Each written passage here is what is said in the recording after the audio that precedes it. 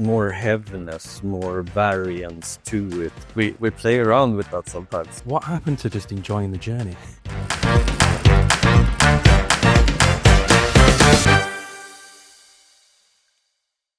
Hello and welcome to the latest episode of Beyond the Reels, a series where we look at the latest slot titles to hit the iGaming sector. And today we're looking at Pink Elephant Trilogy from Thunderkick, the third game in the series. And joining me to discuss all of this is Victor Johansson, the slot game creator at Thunderkick. Welcome, Victor. How are you doing today? Fantastic. Thanks for having me on, James. I'm looking forward to get into the story of the Pink Elephants. Same, to be honest. From my early days of watching Fantasia, I've always been fascinated with Pink Elephants. So to have this slot as well, and to touch on, we're going to touch mainly on Pink Elephant Trilogy, but we'll also talk about kind of the previous two games beforehand. But I just want to say, to have you on as a slot game creator, this series, we do focus on the core of the game itself and kind of the development process. So to have that creator on there who can, and that's the whole point of this series, is to have those people to kind of talk us through that process, the whole development stage. It's good to have you on. However, I don't know that much about you, and neither will my listeners and viewers. So, can you just tell us an interesting fact about yourself, or an interesting story?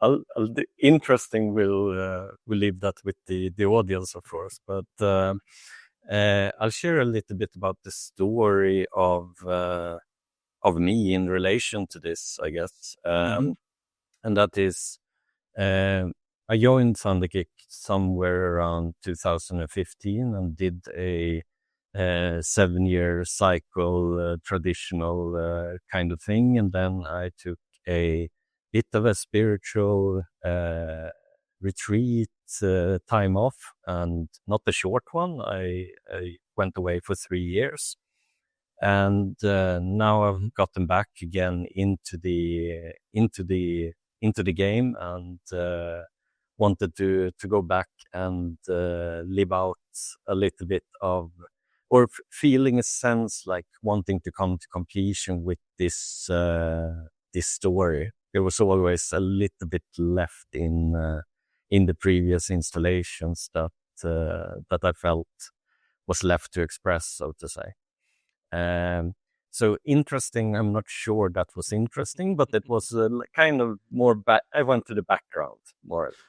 No, it is absolutely fine. And with every trilogy, there has to be a conclusion. So this is why, you've come back and done this. And kind of just talking about the title as well, Pink Elephant Trinity.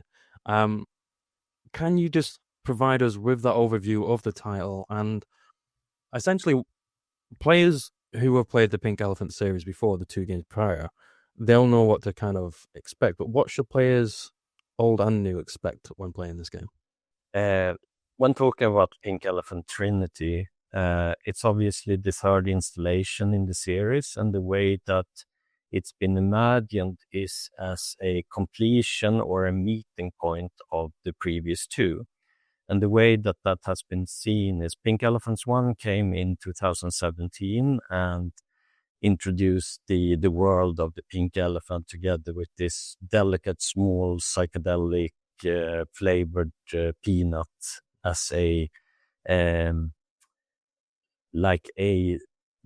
mediator between the realms, or between the base game and the bonus game, right? And it's in the second one we continued with the peanut, but instead of going to that light aspect that we were exploring in the first one, we went more towards the Himalaya mountains, the gongs, the sound aspect of that opening. And now in Pink Elephant Trinity, we tried to delicately navigate between that realm of the light aspect of the hallucinogenic factor and the sound aspect to go with it.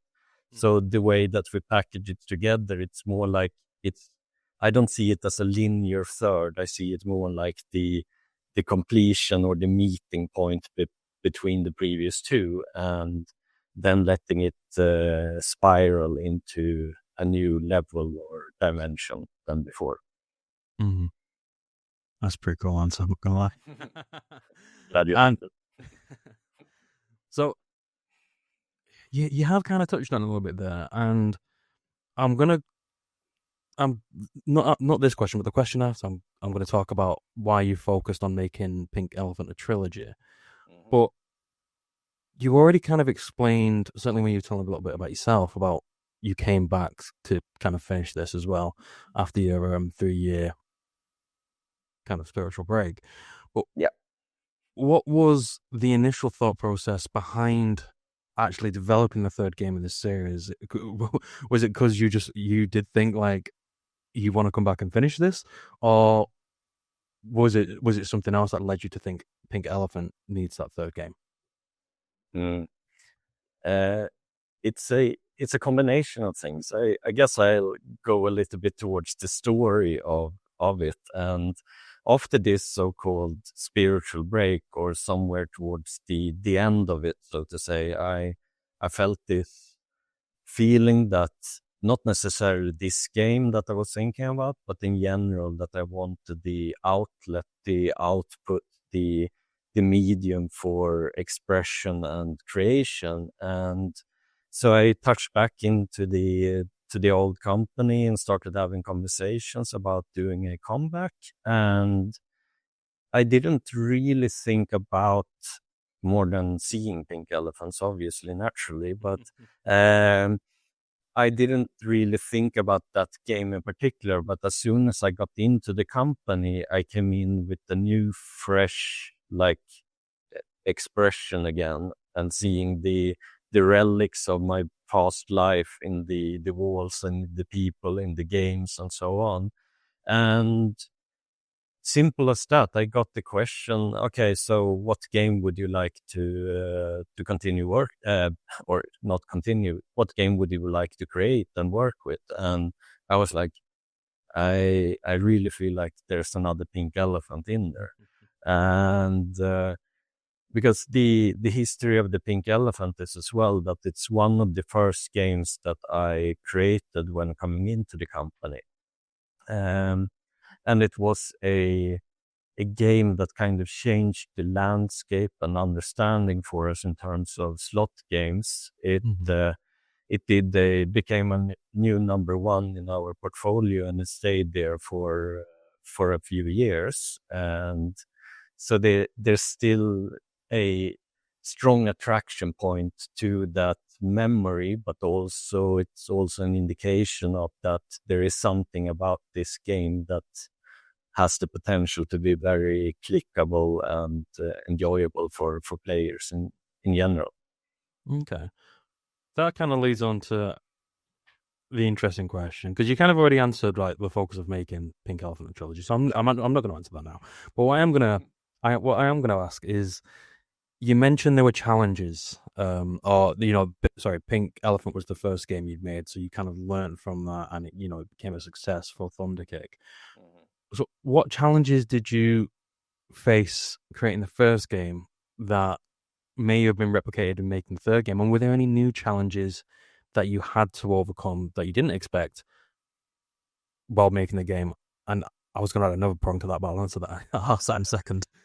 Right.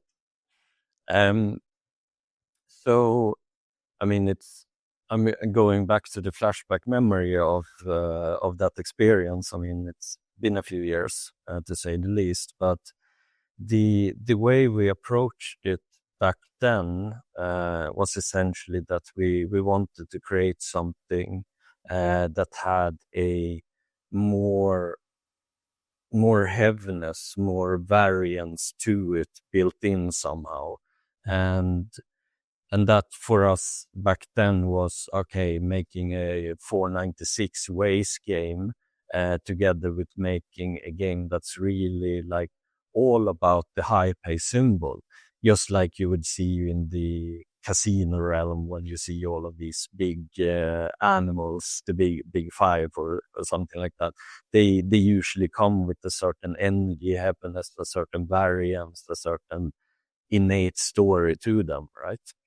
And that is something now coming back then, kind of that's been integrated. I know that story. I know what the game is, and I could still feel from back in the days that there was some aspects, for example, not having back then the like anti-bets or feature buys, and there was also a general feeling that you don't go too crazy in how you express the mathematical variance, for example.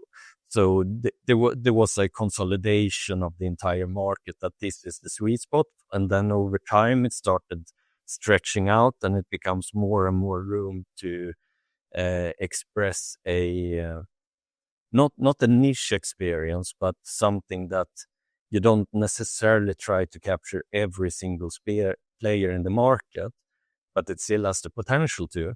But you really want to stay true and honest. And in this case, I wanted to stay true and honest to the elephant being synonymous with patience and, carefree, and just like the elephant know who he is. Mm-hmm. And we talked about the kind of the creation of the game, that backstory, the spiritual journey that you had as well. And kind of maybe we turn our attention to the game itself just for the time being, and we talk about the base spin of the game. The main thing that players will see a lot of the time, they'll be playing the base game to trigger those free spins and feature rounds. But what can the player expect when first entering that game and playing the base game? What symbols should they be looking out for? Yeah, absolutely. So the player will, as typically, enter through the thumbnail portal, right? And we got the triangle there. The first thing that will meet the player is a opening of the ritual or the ceremony, where there is this magic peanut who goes into the fireplace flame and start building the scene, and then we're presenting the background. So important for the mood, because that's the first experience, to have that sound and that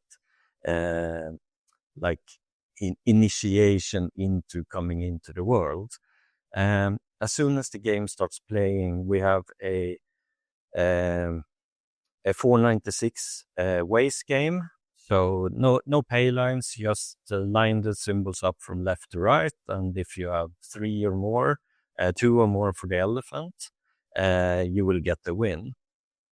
And we got a set of 6 low pay symbols that are ranged from the color spectrum, going from a red 9 up to an indigo ace, or the A note.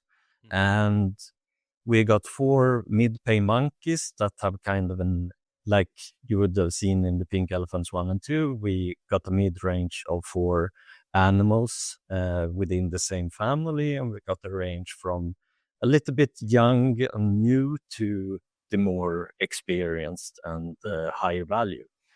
And once you press the spin button, this is also part we use with the elephants game in general, and that is to have a ambient music, not any musical in the background, but just an ambient of the space, and then pressing the spin button, and that's where we get a musical. And in this case, we got a nice drum circle type of vibe that you would find traditional and shamanistic rituals. So it's all about the beat, the rhythm, and it is a quite gritty or high volatile base game. So you can expect that there's not going to be a lot of wins in the typical range that a lot of games go for. That's maybe 15 to 30x, and working with that frequency a lot. Perfect. So the game also includes a mystery feature, and it's going to sound repetitive from the previous question, and the next question is going to sound a lot repetitive, but obviously we're answering the different things. Can you tell us how this mystery feature is triggered and how that round then plays out? The mystery feature is one of the things, or the entire base game in some sense. We haven't touched that much mechanically from Pink Elephant 1 and 2, but it's more been about the bonus game, and this mystery feature will play a big part in the bonus game as well. But first off, in the base game, we're using the positioning or the way that the scene looks, right? You have the fireplace in the bottom, and then at the top you have the apex pink triangle. And the mystery feature, the way it works mechanically, is that at any given time, a mystery feature might be triggered before the spin starts or together with the spin start. And if that happens, it will inject 1, 2, 3, 4, or 5 scatters into the game. So it will be possible in all Pink Elephants games to trigger the bonus game with a range between 3 peanuts and 6 peanuts. 6 obviously being a special case. And in this particular game, we positioned it to work very much together with our name is Thunderkick, right? So we needed to bring a little bit of thunder and lightning into this. So there is a weather feeling above the head there, and electricity spark in the air. And the idea is that the lightning gets attracted then to the top of this the apex pyramid keystone, or whatever you want to call it. And if it connects to it, then that will create a chain lightning reaction with adding these peanuts. And as I said, this is also a feature which follows through into the bonus game. So a mystery feature can occur on any time in the bonus game as well, which is something that has been added to this installation of the game that was not available in the previous two. Perfect. And you mentioned then about that bonus game because it feeds into it. I also mentioned in the previous question that a lot of these questions might be similar wording. Yeah. How did the players, again, how did they activate this bonus round compared to the mystery feature, and what should they then expect when playing it? Yeah, so the bonus round can be activated either naturally by landing the scatters or the reels, or you getting into it with this mystery feature.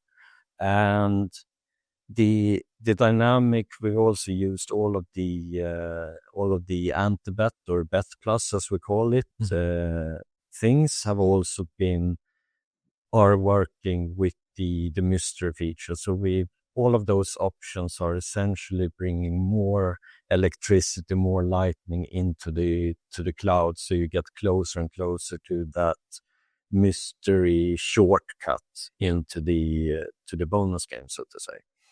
And once we continue into the bonus game, the way that the mystery feature becomes important here is that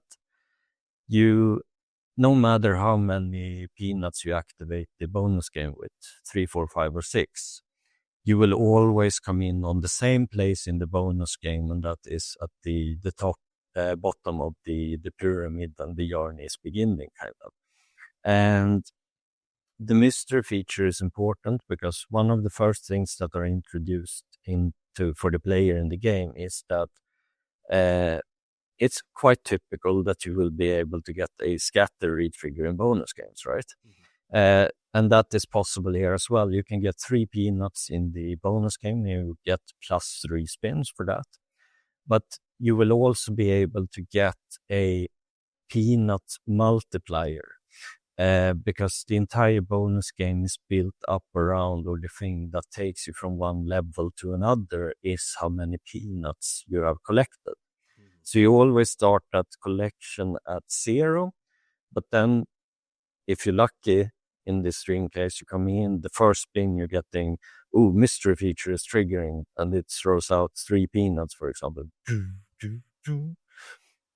Then you have already 3 peanuts on the screen, but the 3 scatters also means that there is a 3x peanuts multiplier on this. So those 3 are actually worth 9. in reality. And then every elephant in this game would carry a peanut. So just landing a few more elephants on the screen and you would run through the first level like that, for example. Yeah. Perfect. First off, that vroom, vroom, vroom, I'm going to send you a voice snippet of that so you can try and incorporate it into your future games. So that's the task, you know. We play around with that sometimes, honestly, to get our own sounds into games. I'll send it to you and I'll keep my ear out in case I hear it. Just two more questions. One of them is about the volatility within the game. The industry, for the past probably 12 months or so, maybe even a bit longer, there's been this growing trend and probably want of a very high volatile game. I mean, some even go to the lengths of extreme volatility. Pretty sure that was a title for one of them. Probably. What was the reason for deciding for this game to be a high volatile game, and why do you think we're seeing so much of it in the industry within slot creation? I mean, the variance of volatility itself, it's one thing, and most of the time when you look just at the mathematical things, there might be some level of confusion what is actually a high variance versus what you're seeing on the screen. But the reason we went for it in these particular games is that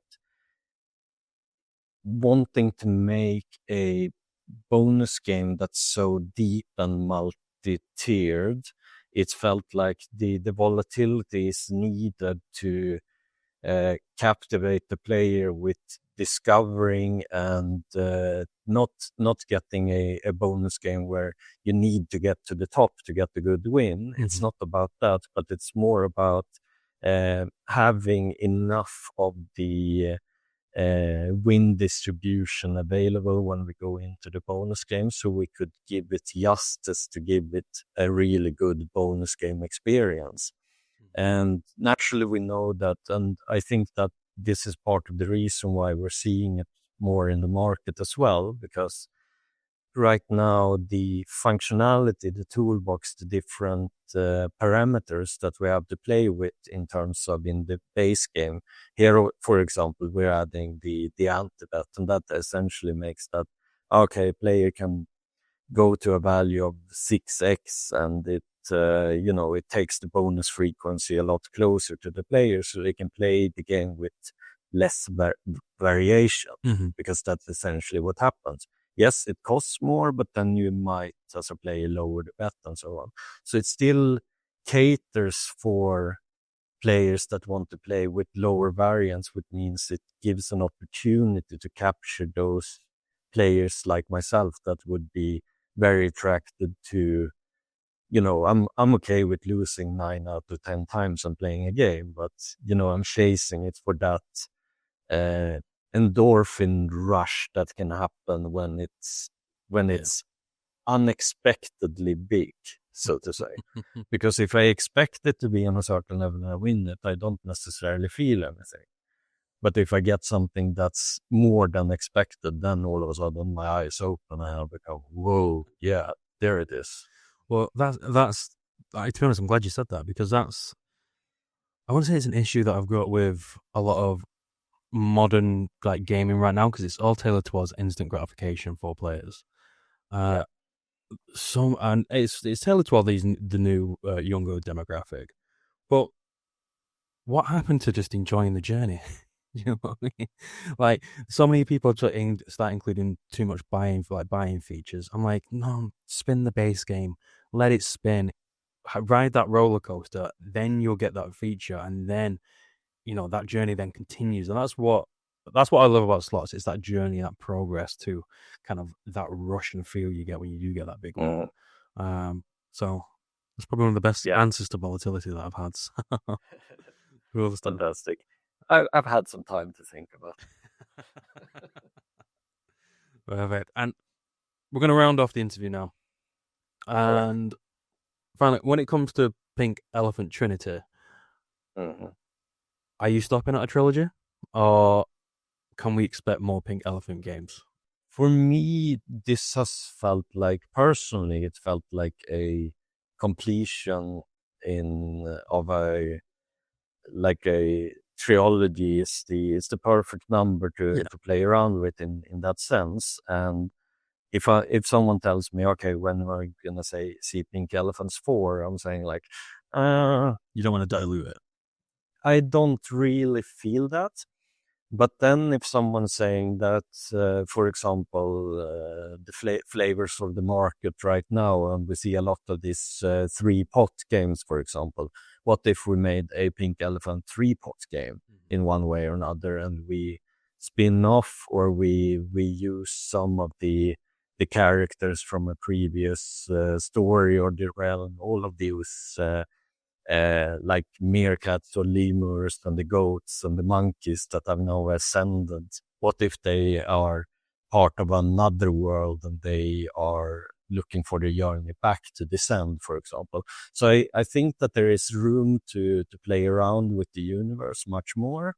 And I'm not sure I will be the one to do it, let's say it like that. But I can feel that with this game internally and so on, there's a lot of thoughts, ideas, different expressions that wants to come out, and it kind of, it gives a creative flavor as soon as you go into the realms that are not only like magical but spiritual in a sense. Then all of a sudden there's a lot of energy because the sandbox is so unlimited.